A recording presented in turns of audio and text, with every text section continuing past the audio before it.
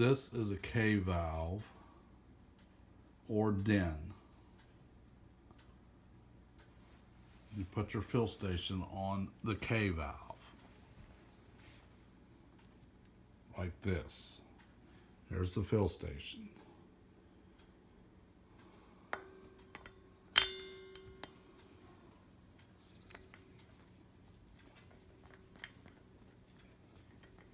You just hand tighten it. There's your fill station with the bleed valve on the other side. There's the other end of the hose. If you want to put a DIN on it to fill the tank, you screw this off, take it off, take your Allen wrench, take out the insert if it has one,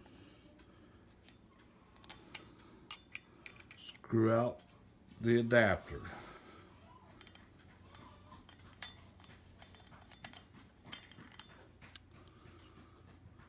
Has an O-ring there and has one on the back side where the Allen wrench goes in.